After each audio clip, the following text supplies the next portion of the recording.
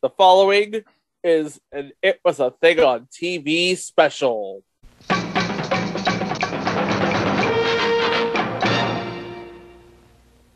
All right, so we've been teasing this forever, and now finally, it is here. The first ever It Was a Thing on TV Hall of Fame class. Now, how are we going to explain how this works? So, what we did was we decided for the first class we were going to have 12 nominees. We had 3 unanimous headliners that we would consider first ballot. And then we chose 3 inductees of our own for each of us. So, Yeah, 3 each, yes. all right, so we're going to go one at a time from our list of 3, and then we'll go to the headliners last. Yes. So, Mike, you can go first. Okay. My first selection, we've talked about him numerous times. I don't think we've ever talked about him in a starring role. No, not necessarily in a starring role, but even in a supporting role. Usually we talk about him as a guest star. The only time I think we've talked about him in a supporting role was Ace Crawford Private Eye, I do believe. Yes. But we've mentioned him numerous times. First and foremost, I think we've referred to him, it has to be at least a dozen times, for being on Super Train. But we talked about him and another short person being dressed up as the president. And the person I'm referring to is Billy Barty. I think well deserving. Oh, yes, he's perfect for the first ever inductee. An all-time legend. Absolutely. And really, let's be honest, Billy Barty, he was in UHF. I mean, what more needs to be said? Chico, you have any thoughts about Billy Barty? Billy Barty is an absolute legend. He has a very, you look at him and you think he only plays one character, but the thing of it is, he's got this diversity of characters and this diversity of roles, and he can play pretty much anything. He was the Peter Dinklage of his day. Wow, I wouldn't go that far, but okay. Peter Dinklage. Okay, Chico, let's have your first pick. Now, I kind of sort of went Homer on this first pick because he's done a lot in his career. He was on Parker Lewis. He had his own show. He was basically playing a pastiche of himself a lot on television during the 2010s and the 2000s. But mostly, I put him on this list because he was our very first celebrity fan. He found us on Twitter when we did his show, Nightstand with Dick Dietrich, which, if you ask me, is one of our top 5 shows, Nightstand with Dick Dietrich. I'm talking about Tim Stack, or as he calls himself, TV's Tim Stack. And the only way he found us, I believe, he actually has some sort of alert on his Echo or Google device. Whenever something online mentions Nightstand, it alerts him. And that's how he found us. For talking about Nightstand. If that's not the greatest thing ever, I don't know what is. That's awesome. Does he? I wonder if he also has an alert for when someone mentions Son of the Beach. I guess we're going to find out now, aren't we? That was a very underrated show, Son of the Beach. Oh, Yeah, that was a great show. I liked it. I liked it a lot. Especially the Alan Thicke episodes. Come on now. Oh, yeah. Well, it came from Howard. I mean, come on. Right? Oh, right. Howard and Tim Stack. That's all you need right there. Oh, yeah. That's perfect. There you go. Okay, All right. Greg, who is your first? Well, okay. My first nominee, the first inductee from me for the Hall of Fame. And guys, what more needs to be said about this man? One of the great baddies in the history of Walt Disney Pictures, and the man who invented the super train. I'm talking about the one, the only Keenan Wynn. He has more money than he knows what to do with, and he's going to use it to build a train. Oh, yeah, not just any train. A power train that goes from New York to LA in 36 hours. And we even made a reference to him on the Fluffy Dogs episode. Yeah, because the villain was basically... Looks like Keenan Wynn! No, there's no two ways around it. He looked like Keenan Wynn. Oh, and Mike, you're not going to believe this fact I found, okay? Mike, are you going to believe this? But do you know who he was related to by marriage? Oh, I think I've read this, but refresh my memory. He is related to, by marriage, the Hudson brothers. Okay, now that wasn't what I was expecting. No, I was not expecting that. Yes. Did you just want to make a Hudson Brothers reference or something? Yes. Okay, just making sure. They were nephews by marriage, yes. Okay, I just wanted to make sure. So how did that work? Keenan Wynn was married to one of their aunts or something? Yeah, I guess so. Oh, jeez.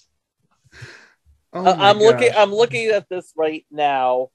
I'm looking at Bill Hudson's. It's on Bill Hudson's Wikipedia. Bill Hudson's uncle by marriage was Keenan Wynn. Keenan Wynn was married to Charlie Hudson. Do you know what this means? What does it mean? Kate Hudson is Keenan Wynn's great niece once removed, I think. Yeah, and I guess Oliver Hudson's his great nephew. Once removed, yeah. Once removed, yeah. The things you find out on this podcast. And if anybody asks, you heard it here. Who would have thought that one day there'd be a podcast with Jack Buck's son and Keenan Wynn's great nephew? Because Oliver Hudson does a podcast with Joe Buck. Oh, boy. Also, who would have thought one day there'd be a podcast with Keenan Wynn's great nephew and the play-by-play man for Monday Night Football? But yeah, I mean, come on. The Super Trade, let's be honest. Who would have ever thought of something as magnificent as the Super Trade? And also, we've talked about Keenan Wynn in a couple of episodes because he was in Kolchak the Night Stalker and The Last Precinct.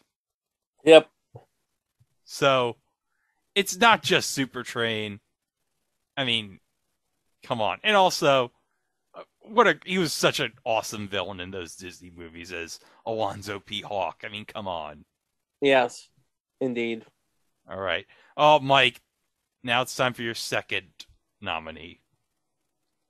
Okay, my second nominee, I believe we've only talked about this person on 2 shows thus far. But I think this person's impact, it could be attributed to somebody who we're going to name later on. But I think in the scheme of things with our podcast, this person has more of an impact than, let's say, what he does on a regular basis, if that makes any sense. I think once I say the name, you'll be like, okay, that makes sense. And the name is Daryl Isaacs, the Kentucky Hammer. We talked about him on the Hometown Commercials show, which the first one, episode 98, I believe. And we just talked about him within the last month to month and a half, talking about just the other Super Bowl commercials of Daryl Isaacs. And really, I think it goes beyond that because I showed Greg and Chico within the last week to 2 weeks. There was actually a segment on CBS Sunday Morning about lawyer advertisements and how they've become very untraditional. Yeah.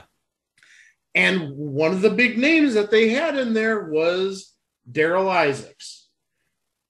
Plus also, he's not the only hammer out there because, at least according to the piece on CBS Sunday Morning. We have the Kentucky Hammer. We have the Alabama Hammer. We have the Illinois Hammer. And we have not one, but we have two Texas Hammers. I don't think I've heard of an Ohio Hammer, so the You hammer could be the hasn't Ohio got Hammer. up here yet. I'm sorry? You could be the Ohio Hammer. I'm the Ohio Hamburglar. Robble, robble, robble. Robble, robble. Okay. All right, so Chico, your second nominee. Okay, I'm going to just get this out of the way right now. Every time we do one of these things, I'm going to try and find an animal. In this particular case, my animal is a tin dog. I wanted to do an actual dog, but I couldn't find anything that had sort of the gravitas of this tin dog. But it is one that we covered on... We made reference to this character on a lot of episodes, and we actually gave him his own episode with Sarah Jane Smith, if you remember that. Oh, yeah, K9 coming, which means we'd be talking about K9. Yes, K9. And we mentioned a girl's best friend, but we also talked about him in episode 99, Chameleon in Doctor Who, because basically Chameleon was supposed to be like the next version of K9. But no. Remember, Chameleon is not a robot. He's not a robot. He's not a robot. robot. Much the same way that the fluffy dogs are not dogs. Are not dogs. So, Chameleon's not a robot. The fluffy dogs aren't dogs. But K9 is a dog. Solid state. State of the art in 1981. It was cutting edge, K9. Yes. I really thought that was a lot later than 1981 until I saw the show. I thought that was like closer to like 87 or 89. So good job with the technology in the early 80s. Yeah, and also Bob Baker, he did a magnificent job with K9. Mm-hmm. And John Leeson, his voice is iconic. Oh yeah, still doing it today on Big Finish, by the way. But yeah, K9, a legend and perfect for our show. So, Very much so. All right, so I'm going with my second nominee, and well, Mike, you brought up Daryl Isaacs. Well, there's only one other commercial icon in the Hometown Commercials series that eclipses him, and that is the one, the only, Crazy Gideon.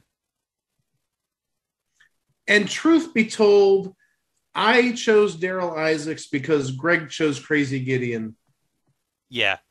When I first saw a commercial of Crazy Gideon, I thought to myself, oh my God, when we talk about this man, this is going to be like one of the best things we've ever covered on this podcast. And when I showed you Crazy Gideon, you all were like, oh my God, this is so amazing.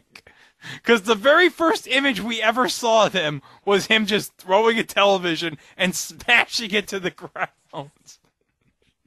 And just being like, look at all these crazy deals. I got a VCR DVD player for like $60, a CD player for $30. If you don't buy from me, you have a problem with your head. And then he yells, hurry before I change my mind. Riding around in a Razor scooter saying, hurry before I change my mind. Hurry before I change my mind. Oh, God. And then, I'm sorry, one of the things that we added into when we talked about Crazy Gideon was the beer. You remember when they went to the bar and he had his beer that was named after him? Yeah. Uh-huh. Oh, that was the craziest thing ever. Hey, guys. Yeah? Would you believe that he did another spot for the bar during Are you kidding me? During the start of the COVID pandemic? Do you want to see it? Well, I do want to see it. That's a stupid question. Do we want to see it? Yeah, of course we want to see it. All right, here we go. If you want a good hamburger and the best beer in town, you come to our district brewery. You know why? Because this is amazing. I'm going to eat the hamburger now. Look at the hamburger you got here.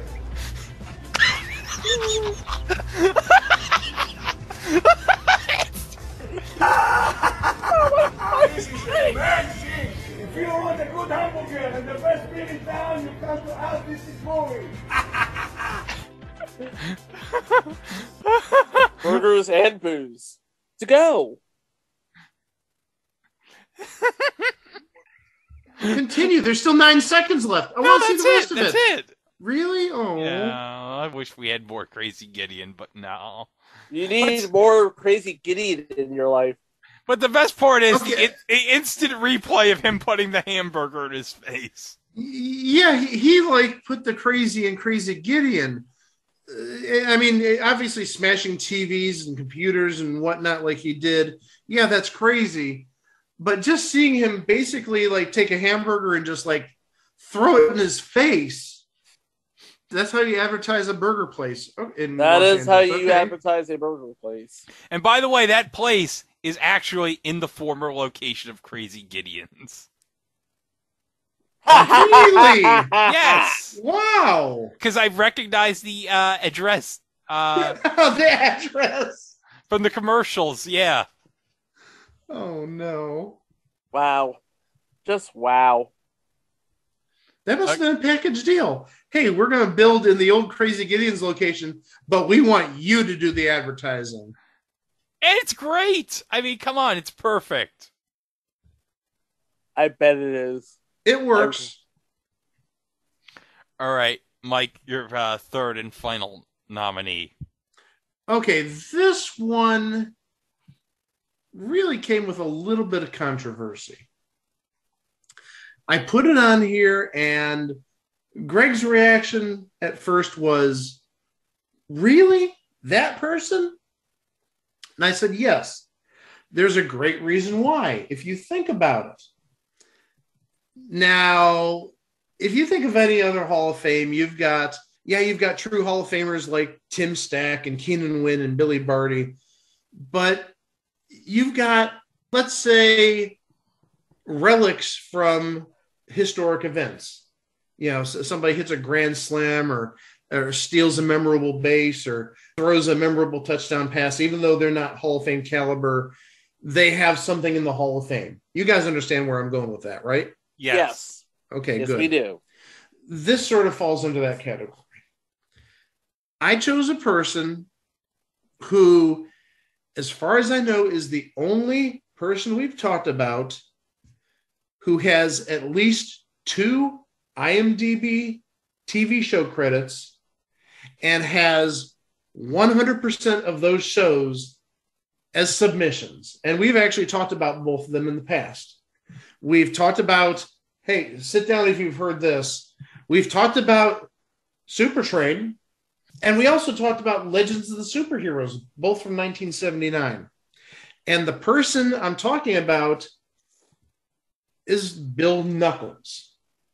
So, yes, he's not on the same caliber as like everybody else, but I think his 100% hit rate for being in submissions is a noteworthy achievement.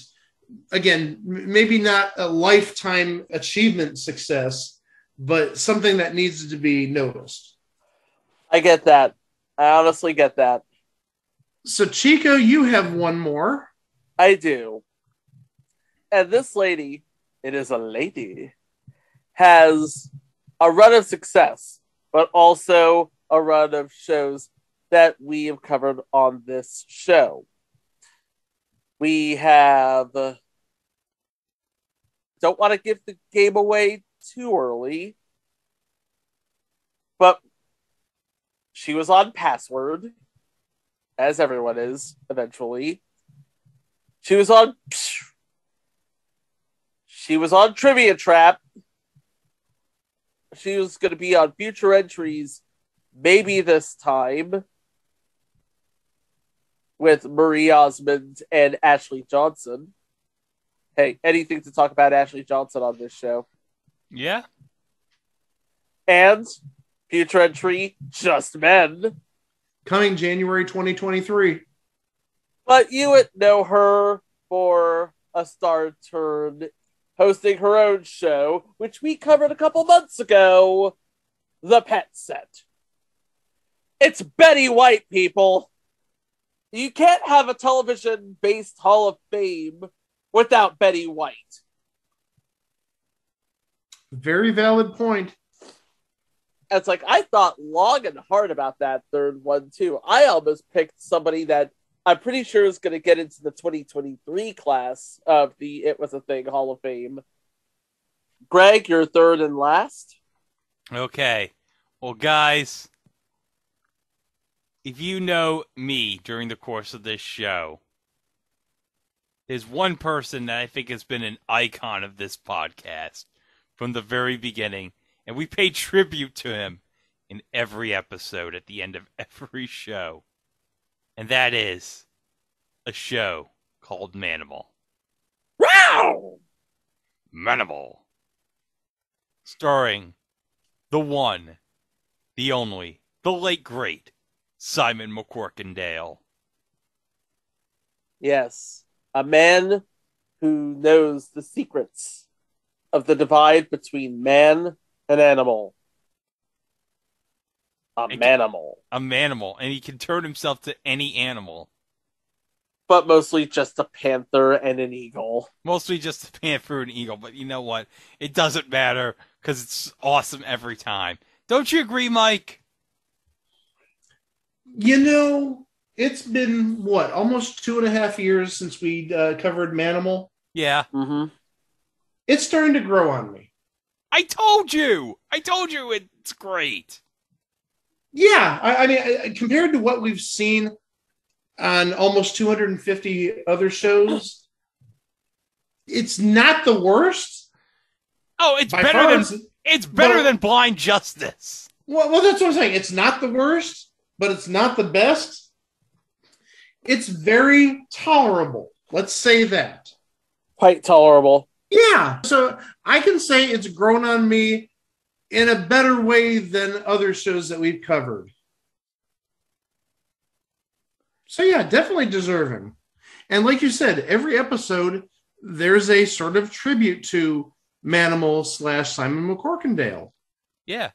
And also, we did mention Simon again in Counter-Strike with Christopher Plummer, which was a heavy favorite on the USA Network back in the day. Oh, yeah. Along with Silk Stockings. But yes, Simon McCorkindale. I mean, and also the picture with him and the Falcon. Let's be honest. Is there anything better than that photo of him and the Falcon? No. That is pimp. That is the Legend of Zelda Gold cartridge of TV press photos. Oh yeah, it's iconic. Yes. I told you one day I'm gonna have that photo, and I'm gonna hang it up. Whenever people say it, it's like, what the hell is that? I'm like, what the hell is that? That's Simon McCorkindale and the Falcon from Manimal. Like, you don't know about Manimal? Come on. It's just ridiculous. But, hey, Manimal, one of our early shows, and let's be honest, it's become one of our favorites on this podcast. It really has, yes. All right, so that is our 3 nominees for the Hall of Fame. So that's 9. So now let's get into the unanimous class, which is the headliners. And we'll start with Ed Begley Jr. Oh, yes. Who may or may not be the Zodiac Killer. That is true. But he has found many ways to travel back in time. Whether in a TARDIS or in an old-style car from, like, the 1920s. And where have we talked about him? Let's just start with the obvious, the first one that I think comes to mind. We talked about him in The Cool Kids. Yeah. Mm-hmm. Because he was the Zodiac Killer. He was the Zodiac Killer. Allegedly. Allegedly, yes. Now, we do know they found the real Zodiac Killer, but let's be honest. It could be a lie. Well, the ending of that episode doesn't makes me, that makes me think he's the Zodiac. Oh, you see that cold, dead stare at the end of that episode? Oh, yeah. That was the scariest thing I ever saw in my life. He's the Zodiac for sure. But also, we talked about him, I believe it was around Halloween time. He was on Dead of Night. 1/3 of that trilogy. Dead of Night, yeah. With the story about the car that goes back in time. But also, Match Game Hollywood Squares Hour. Definitely. Yeah, he was on the week with St. Elsewhere. And he was on week 2. Yeah, and also, I mean, if we want to tie St. Elsewhere into this, we could talk about the Tommy Westphal universe. That's true, yeah. Tommy Westphal universe is a big theme of our show. So definitely he's very deserving of the honor. Quite deserving. Yes. But there's actually 2 other people I think that are even more deserving. Yes. And the second one, the second headliner, has done all the things. He's done guest shots on TV shows as other people, guest shots on TV shows as himself. He's done stuff in his native Canada. He's a reporter. He's a broadcaster. He's a television host. He's a quiz master. He is a friend of Chico Alexander. No, seriously. He's a friend of Chico Alexander. I have the picture to prove it. Yeah, you're giggling because you know what I'm talking about. Hey, he even questioned Cliff Clavin's wager of 22,000 big ones. So let's take a look and see what your wager was. You bet 22,000 big ones, which takes you down to 0. You bet it all. Cliff, why would you do something like that? It's because I knew that those people had never been in my kitchen. 22,000 big ones? 22,000 big ones. Our second headliner is the one, the only, the late, the great, gone but never forgotten, George Alexander Trebek, the pride of Sudbury, Ontario. It's like, we talked about Jeopardy on this podcast. Any excuse to talk about Jeopardy on this podcast, we bring Alex Trebek up. Yes. But we also talked about him on Pitfall. We talked on Double Dare. Double Dare 1976. What else did we talk about him on? Well, we're going to talk about him at some point when we talk about Battlestars and the new Battlestars. We talked about Malcolm. Because we did right. Malcolm. Yes, we did Malcolm. And actually related, the Battlestars episode isn't a standalone. It's basically Hollywood Squares ripoffs. Or not necessarily ripoffs, but sort of derivatives. Derivatives, yes. Oh, and we talked about the High Rollers finale from 1980 as part of the game show finales of June 20th of 1980. Whatever, you're right about that. Whatever the hell he was doing during that final episode. I don't know if he was drunk. I don't know if he was high. It's one of the mysteries that we'll never know. But you know what? It's one of the greatest final episodes ever of a game show. Maybe one of the greatest final episodes ever. Especially the part about the $10,000 fishbowl when they go to commercial. And when we come back and return, we're going to put something in that fishbowl. Fish!